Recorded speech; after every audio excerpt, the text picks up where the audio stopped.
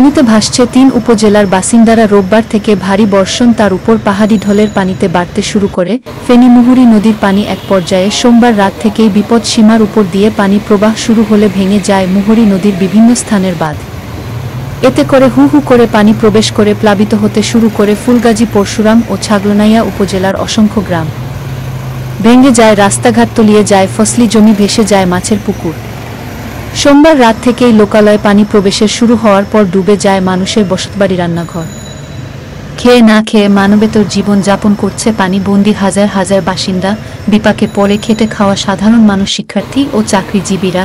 এছাড়াও ফেনী পরশুরাম সড়কের উপর দিয়ে পানি প্রবাহের কারণে বন্ধ রয়েছে সকল প্রকার যান চলাচল। এতে করে ফেনীর সাথে যোগাযোগ বন্ধ রয়েছে ফুলগাজী, পরশুরাম উপজেলায়। ফেনী শহরের ও আশেপাশের এলাকায়ও পানির নিচে তলিয়ে গেছে বিভিন্ন পাড়া মহলের রাস্তাঘাট।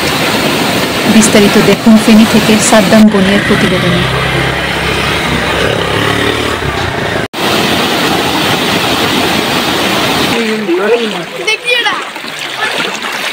বন্যার পরিস্থিতি খুবই ভয়াবহ।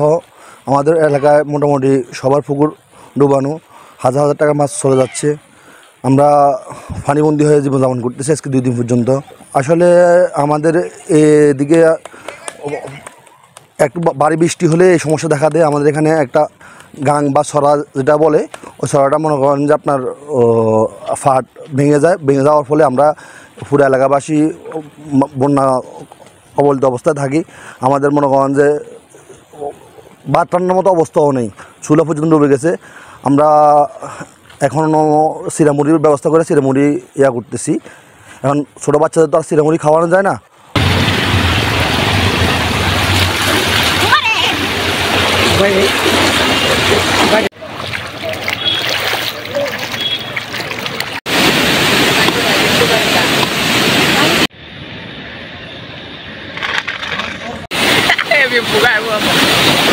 ইতিহাসের সর্বোচ্চ বন্যার